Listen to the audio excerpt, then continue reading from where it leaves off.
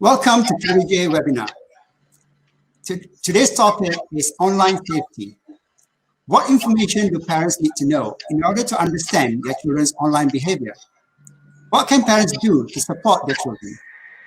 My name is Suresh Naidu, Head of Secondary in charge of Pastoral Care. And I'm delighted to introduce you to our speaker today, Heather Smith.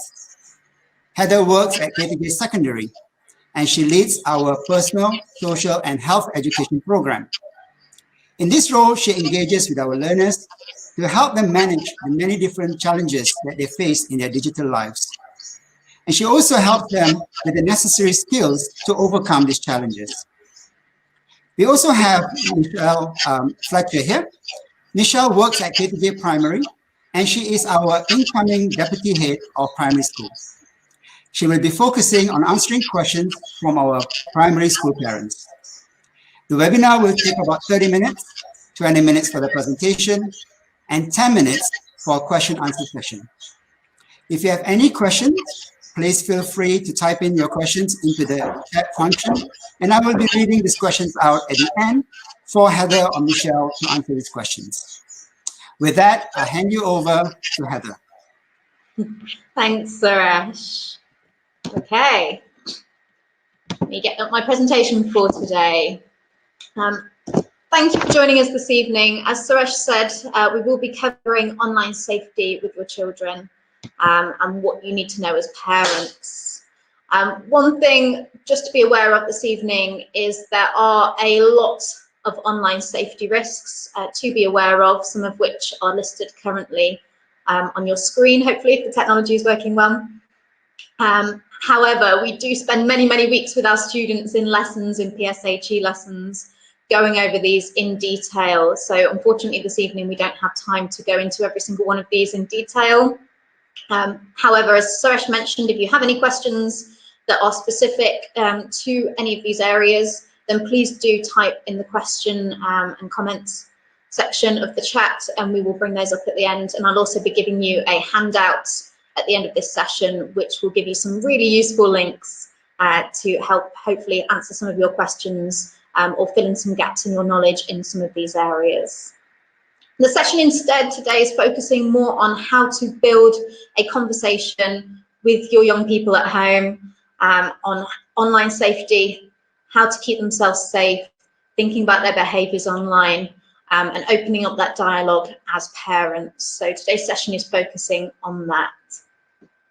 One question I get asked quite a bit is, if the internet and online area is such a risky one, then why not just completely restrict access to technology outside of academic studies? And this is something that we know with young people doesn't necessarily work. Restricting something completely is often not an effective tactic. Young people do like to test boundaries, they do like to experiment, they do like to find things out for themselves, they don't like to be lectured, they do like to have their own experiences. So this is something that we know does not work as a blanket ban, and nor should it, because technology is an absolutely fantastic thing that has so many benefits. I'm in my 7th year of teaching now, and I'm just blown away year on year by how able our students are. They are increasingly able to discuss things with confidence. They are able to analyze a range of sources. They are able to discuss really difficult topics. Their global awareness is phenomenal. And their presentation skills are absolutely astounding. And this is something that I think is largely based on the fact that they have access to technology. So it's an incredibly rewarding thing that, when used safely and responsibly, is an absolutely fantastic resource. So we shouldn't be restricting it. What we do need to do is we need to get parents more involved, and this is where you come in and play your part. Obviously, we're at a period right now where a lot of young people are spending a lot of time indoors, if not all their time indoors, and it is a time where they're being asked to educate themselves online, and therefore they are going to be exploring new softwares for education, new apps for education, but they're also going to be exploring new softwares and new internet sites for fun. So this is a real important period in where parents need to get on board. And as we teachers can't be present in the homes with them, it's about you being able to look out for them, to open up conversations with them and to notice any warning signs of any risky behaviour or activity. A lot of the time, online abuse does not go reported, or it takes a long time for it to go reported. So it's really, really important that we push as much as we can to get our young people to report, and that comes from building trust with our young people. Often young people say that the reason they haven't told their parents that they're having difficulty or that they have experienced something online is for a number of reasons, but mostly because their parents don't understand the software or won't understand the issue, and so therefore won't understand the severity or the difficulties involved. Perhaps that parents, because of that lack of information, will make rash judgments or judgments that exacerbate the situation and make it worse and make the consequences worse for the young people. And also perhaps that because the parent doesn't understand, perhaps there's a culture of anger or blame, and those are all the concerns that we need to help to break down for our young people, so they feel confident that if they see anything that is alarming online, then they are able to report it to us and come to us or another trusted adult. So the next few slides are top tips on how to make that possible. And again, if there are any questions, please do type them in the chat function, so that Suresh can direct them towards me at the end. That's absolutely fine. Okay, so the first one is to chat about online safety little and often. We've all been there where we've tried to raise something with a young person that is perhaps quite a big topic, quite a scary topic, and we've done it at the wrong time or in the wrong way, and the child blows up. They don't like the fact that they think you're lecturing them. It makes them quite stressed. It makes them quite anxious. So what we need to avoid doing is making a big deal about online safety. It needs to be something that is integrated into everyday discussion and becomes a norm. It should be a casual, pressure-free, often conversation that happens, but you do need to pick your moments carefully. It's about perhaps testing the water with a couple of casual questions that aren't related to internet safety first, asking them how their day's been, asking them what they've been up to today, how their friends are, so those kind of gentle conversations. And if they're looking like they're in a reciprocating mood, and if they're looking like they're open to conversation, then it's having these conversations with them, which we're going to go through in a few moments. But do pick your battles. Obviously, if someone seems stressed or anxious or agitated, then do back off, give them that space and try again soon. It is going to feel a little bit awkward at first for some of you, and that's absolutely fine. It just depends on your pre-existing relationship with your children. But please do try to keep coming back to it. The more you encourage it, the more natural it's going to become over time, and it's going to encourage that dialogue so that the child knows you are interested in learning about this and discussing this, and therefore they can come to you with any concerns or any issues. The second top tip is to explore together.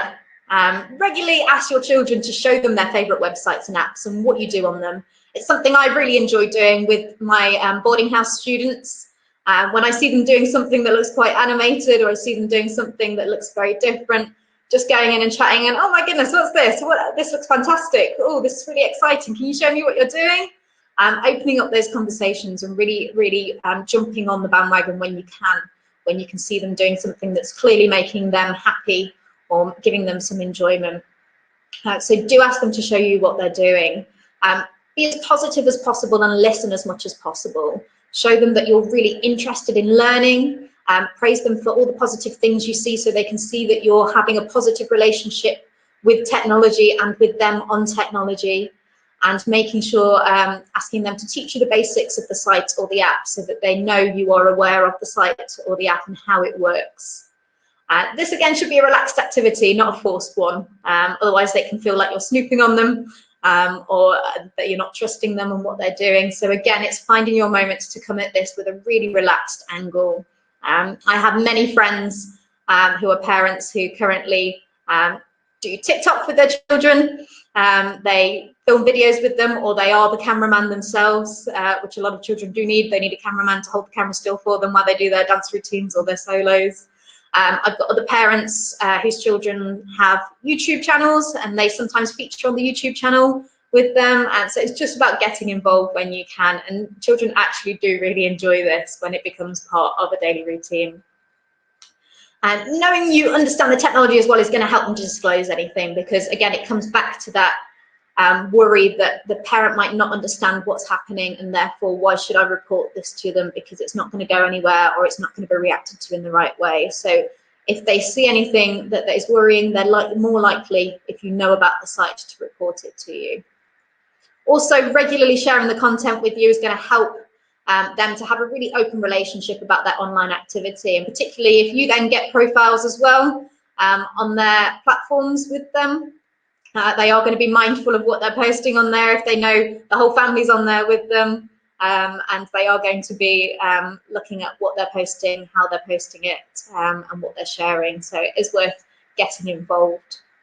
Also, it's those non-judgmental conversations again, so showing that positive relationship that you have with them being on those apps, on those websites, on the games if they're a gamer.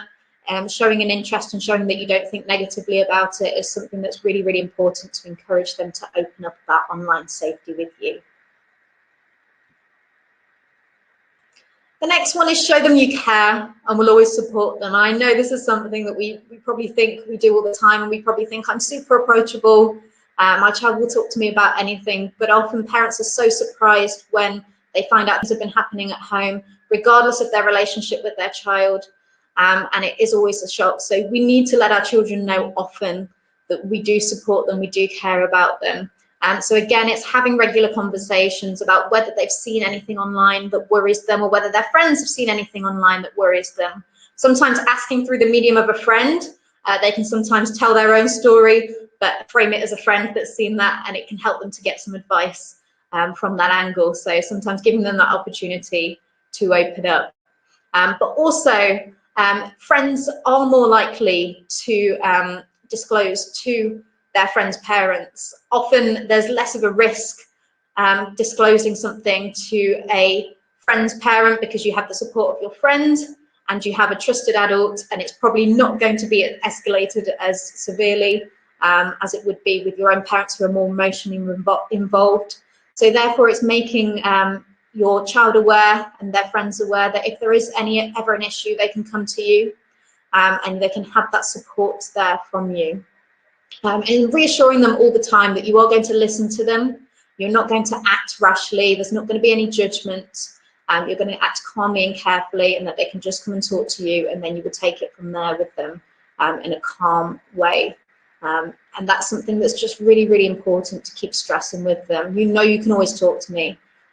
Phrases like that can always just let them know you care. If there's ever anything, just let me know. So just really, really exaggerating that when you can. You might feel you say it often, but perhaps not often enough for them to feel super comfortable. So keep reinforcing that. Encourage them to be a responsible digital citizen.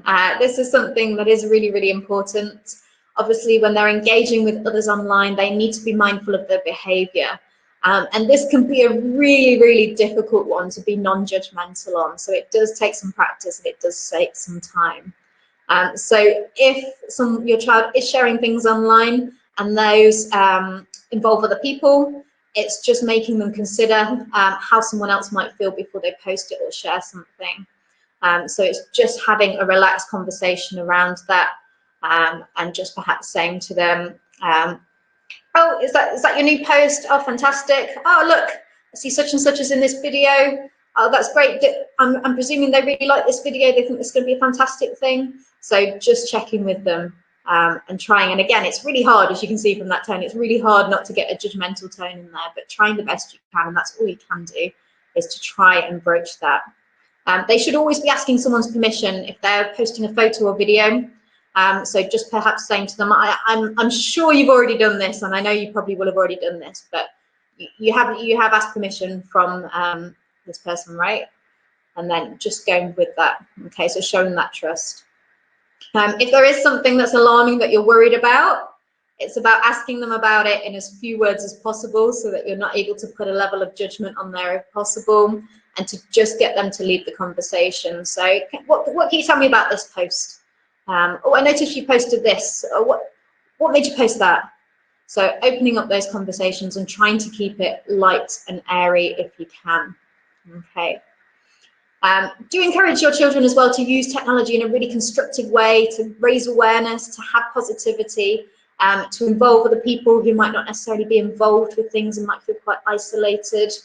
So if your child perhaps studies something at school that day, and they come home and they tell you about that issue at school, or something they've explored in the news, or something they've decided they've become passionate about, encourage them to have a look at how they can take that online to a wider platform to get more people involved, to spread positivity.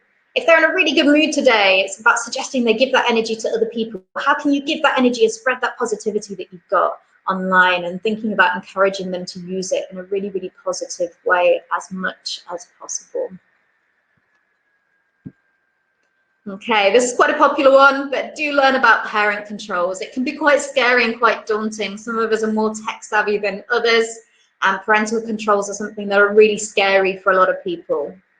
They aren't foolproof, however, generally they are very, very effective, okay, unless you've got some incredibly tech-savvy children. You can apply parental controls through your home broadband provider, and they will apply those controls to any device that's connected to your Wi-Fi, but unfortunately not the mobile data. So it's about thinking about encouraging your children to connect to their devices in the Wi-Fi, rather than the mobile data, get them to save their data in case they really, really need it for something else, or perhaps looking at their data package and whether they need that much data, and perhaps reducing their data package so that they need to use the Wi-Fi more often, and those restrictions then can come in place. Things you can do on parental controls: you can check location settings and making sure that you're not sharing information about your location. No personal information is being shared. You can check that. You can also filter the content that each family member is allowed to view. So under 18s, for example, will only be able to see certain content on streaming sites like Netflix and Amazon, or on websites, so they can only see certain content that is filtered and deemed appropriate. You can also, through parental controls, disable live chat functions for online platforms and online games. Online chats are the biggest way that predators get to children, and particularly with online gaming. A lot of the time the children are distracted, they've got a game in front of them, they're half listening to what's being said to them, they're half taking it in, they're not necessarily being as analytical with it as they would be if they were just having a straight up conversation with somebody else. So this is something that, if you can, do disable those live chat functions. They aren't necessary to be able to enjoy the games or the platforms. You can also block adverts and pop-ups. This is where a lot of online scams come from. It's where a lot of sexually explicit content comes from. It's where a lot of violent content comes from, or things that can be very, very damaging to our young people. So blocking those adverts and pop-ups reduces the amount of exposure to those things and the likelihood that they will be caught in any of those online risks. And finally, it does help you to restrict the search engine results to child-friendly results only. So you're not going to get anything worrying coming up when they're searching in Google or whatever you are using as your search engine. It is being mindful, perhaps, though, that particularly students studying GCSE and A-level, they will touch on some difficult topics where they may need those filters taken down in order to do research. So it's just about negotiating that with them. Perhaps they can use your account for a little while, and they just need to talk to you about that as and when they need it. So just letting them know, if you do need to use this, just let me know, and then you can sit in a public area, perhaps the living room or the dining room, and you can use my computer to look at those sites should you need to for academic purposes. You can find out more about your parental controls by visiting your broadband provider and having a look at their website or giving them a call. But there are also some great links in the handout that we're going to hand out shortly, which will help you to navigate and have a little look at some websites which explore parental controls as well and simplify those for you. And finally, and perhaps most importantly, it's about modeling good behavior yourself. It's all very easy for us to lecture our children, to tell them to do things that we're not necessarily doing. We need to pull ourselves away from our screens before telling our children to pull themselves away from their screens also. We need to show them, we need to model that good behaviour, we need to show them we are taking internet safety just as seriously as everyone else. It is an issue that can happen at any age. Online abuse is not specific to young people, although young people might make less informed choices. Sometimes they are more aware of things than adults, and sometimes adults are more easily targeted. So we need to make them aware that this is something the whole family is taking seriously. It's not something that they are being targeted for. It's not something that's an issue that might just affect them. It's something that everyone is taking seriously. One thing that perhaps parents don't consider is what they're posting about their children online and how that information can be used. I'm constantly contacting my friends who are parents to warn them about things they posted that could be taken in a way that would make their child a target for abuse. So things like sharing personal information about your children, sharing which school they go to can be quite risky, as it's sharing location, sharing images that you might think are quite innocent, but for someone else online, that might not be an innocent image to them. It might be something they find quite sexual. And also, it's thinking about not broadcasting to the world if we're falling out with our children quite a bit. That makes a big beeline for those children. They may as well have a sign on their head that says, I'm vulnerable and I don't have the support of my parents. So that does make them a target. So really, really thinking about what you post about them online and whether that makes them a target in any way, shape or form. I know we're all super, super proud of our children. We really do want to post about them all the time, but it's considering their safety first. It's also about making sure we ask their permission to post videos and photos of them. And by modeling that behavior with them, by showing them we take it seriously, we ask you for your permission, they are more likely to model that behavior themselves. They'll appreciate the fact you've asked them, especially if they've seen something they don't want posting and you've given them the opportunity to say no. That is going to encourage them then to do the same with other people. So it's giving them that opportunity. Okay. Oh, come on, technology. There we go. And so support for parents then. Parents, you are more than welcome to contact us here at KTJ. As Suresh mentioned earlier, there is a link from the invite that you got from this, and you can always contact us at KTJ if you're unsure about anything, or if you come up against an issue that you're really unsure about how to tackle, you can always ask us.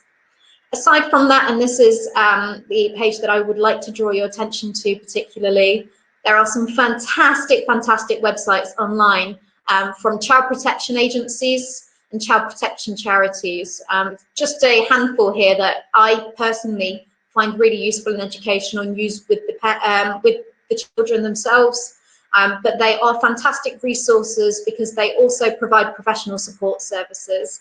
So they have online chat functions, email functions, hotlines that you can contact and you can get more information on if you don't find what you need on their website. So they're really, really useful, really fantastic websites should you need them, and they will be in the handout that comes in a few moments. Okay, we have come to the question and answer section of this webinar now. So if you haven't already, please feel free to type your questions in the chat. Otherwise, Suresh will be broadcasting any questions that we've had so far, and I will be hopefully answering them alongside Michelle satisfactorily. Michelle, please can I bring you in at this stage? What would you like our parents, primary school parents, to know about, to be aware about, in particular with the increasing number of younger children using mobile phones? Sure, that's a good question. I think, obviously, as Heather alluded to at the moment, children are definitely online more, and they're using all sorts of devices to access their online learning, and as a result of this, they're obviously accessing everything on the web at the same time. So I think having those discussions, and I think Heather touched on it, exploring together, I think is hugely important. So as primary age children, it's kind of our job really to be kind of holding their hand and guiding them through their start of their online journey, if you will, in the same way that we would coach students through any activity that they first start off with, rather than just letting them go and having to go themselves. So in the primary school, we often talk about our online safety in terms of SMART tips. and the acronym SMART all stands for different things. And hopefully if you have that discussion with your students, students are able to talk about those different things. So we've got things like staying safe, which is not handing out our personal details or any identifying information, which we teach right from early years in reception, really, about knowing what is safe to share with people we don't know, whether that's offline or online. We talk about the M meaning about meeting up. So obviously we're not encouraging giving out any sort of identifying information about where we are, and certainly not meeting up with anyone we don't know. We talk about the A being for accepting files. So if they're getting emails from people they don't know or information from people they don't know, knowing that they don't have to reply or accept or open any files from people they don't know. The R stands for reliable. So we always talk about if information we read online is trustworthy, and then we look at whether websites are trustworthy and what makes a good website. And the T is the most important one, and the one we've talked about most today, and that's about talking to an adult, whether it's something that worries you, or you see something you feel uncomfortable, or your friend has done something you feel uncomfortable about. Feeling safe, feeling like you can talk to an adult is really the most important step, because if you don't know what to do, that's your first port of call. Thanks, Michelle. Heather, coming back to you. TikTok, as you know, is increasingly popular, and apparently about 800 million users around the world, with most of them are teenagers. Should parents and schools be worried about this? And is the app safe? What can we do to make sure that our teenagers are safe? Okay, thank you, Suresh. TikTok, if anyone has had a go at TikTok, you'll know it's a lot of fun. You cannot blame young people for their involvement in TikTok. And as a performing arts teacher, I think it's an absolutely fantastic thing. It's encouraging people's performance skills online. Those that don't know, it's lip syncing, it's dance routines, it's sharing fun video montages. So it's really about children sharing performance with each other. There are some concerns over safety because as a default, TikTok gives you a public account where anyone can see your videos. So it's really, really important. The first thing that we do is make sure our young people change their accounts to a private account. And this means that the only people that can see their content are people that they have added as friends. So it's the same with most social media platforms. You can change those settings, and you can have a private account. TikTok is a restricted site. It's meant to be 13s and overs. However, we know that's not always the case. We know we have younger students using it. Younger students, 13s and unders, are meant to use a restricted version. And the restricted version allows them to view appropriate content and performances, but not to post anything themselves. This isn't the most popular option for many young people. They want to be able to create videos. So a compromise there, if you've got a young adult, is to have an account that you both share, that you both create videos on together, and doing that. And as I said earlier, I've got lots of friends that, especially with the younger children, they do duets with them, they do the dance routines with them, they do the lip syncs. And it's a really bonding experience, and it's very, very funny to do with your children, and it's a really fun activity. So it's thinking about that as well, and just having that discussion with them if they are underage, that they need to be on an account with an adult. It does have other features as well that are really good to help. There's what do they call it? I think it's a digital well-being setting where you can limit the amount of time they're on TikTok each day. I think that's anything from 40 minutes to 2 hours. And then after that, it cuts off. And you can monitor that. Either you can put a password on that so that they can't unchange that on a setting, or you can link your account up to their account so that the settings are in place the whole time. And that's one of the other features of TikTok as well that's really good for safety. It's family pairing, so you can have family accounts, and you can see what they're doing, they can see what you're doing, you're posting as a family, and that's a really good compromise for them if you're not happy with them having their private accounts. And if they're not happy with you, perhaps checking their accounts. And again, it comes back to that, having relatives online makes you reflect on what you're posting. So do get involved with them if you can. Be the cameraman, have a duet.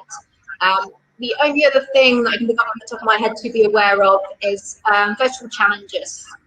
something you might have heard of, where users are challenged to replicate videos. Someone sets up a video and says, I challenge other people to replicate this. And normally it's quite harmless. Normally it will be maybe a dance video that's quite tricky, or it's lip syncing to maybe a famous TV excerpt from a famous TV show, or they're creating a video that has camera trickery. Normally they're quite innocent, but sometimes they are a little bit more serious. Sometimes there are challenges on there that are physical challenges that put people in danger. Recently they had one where people were kicking the legs out from underneath other people, and that was a TikTok challenge.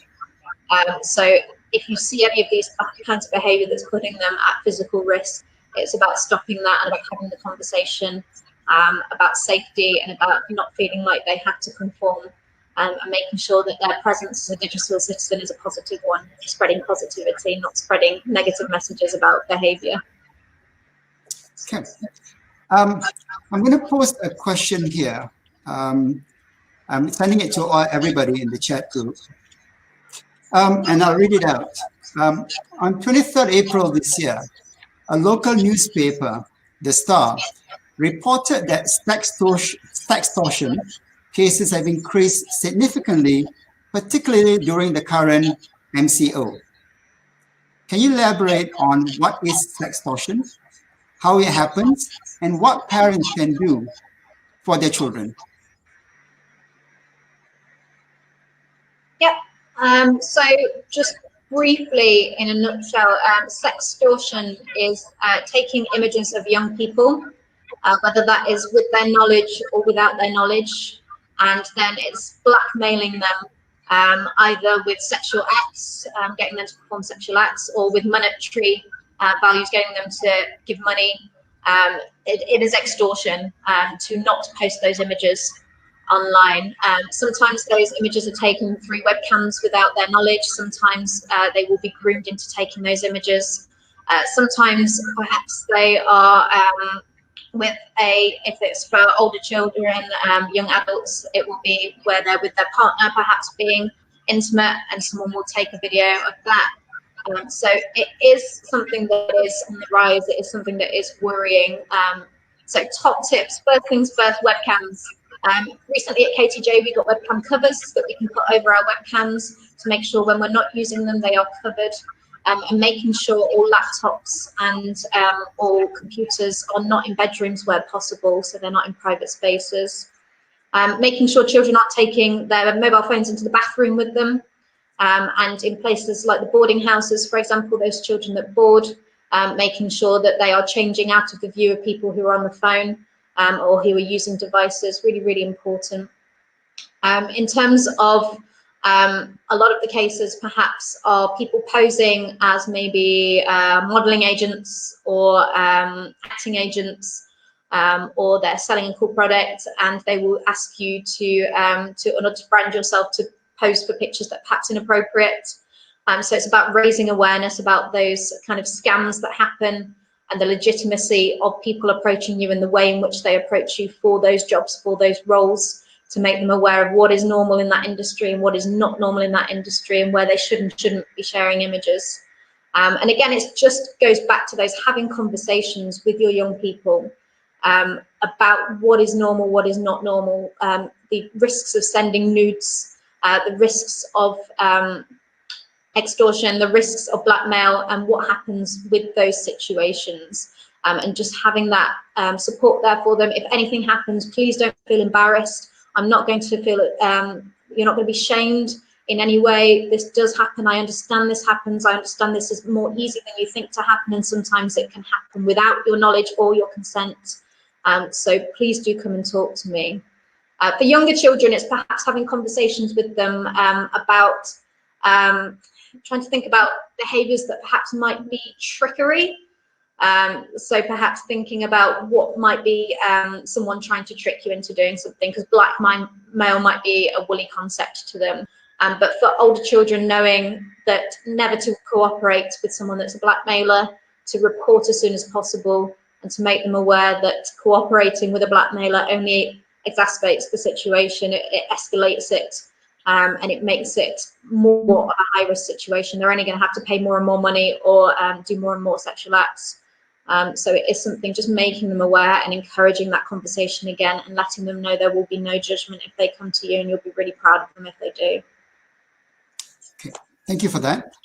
There are some questions from our parents, I believe, and that I will address those questions perhaps in an email to parents, because it's out of the online safety scope to do with IT settings to prevent ad blocking because of obscene ads popping on children's devices. Also about the use of cameras during online lessons. That will be covered during safeguarding webinar, which will be coming out in a couple of weeks' time. And also about the a parent recommended that for younger children, not to allow them to use their devices in their rooms with the doors closed for a long period of time, or to keep the doors open so that it can monitor what their younger children are doing. And also about the use of bad language by children and teenagers in chats, in groups, on Facebook or elsewhere on social media platforms. So that will be, I will be trying to cover that during the safeguarding talk. And with that, I'm conscious that we have gone past our 30-minute slot. Thank you, Heather. Thank you, Michelle. And thank you, everybody, for your participation today. A recording of this webinar will be made available later. I hope you have found this webinar useful. And if you have any further questions, suggestions, topics that you would like us to cover in future, please let us know. You can contact us through the email by replying to the email that you received when you registered for this webinar. Our contact details can also be found on our school website, www.ktj.edu.my. Thank you once again, and goodbye.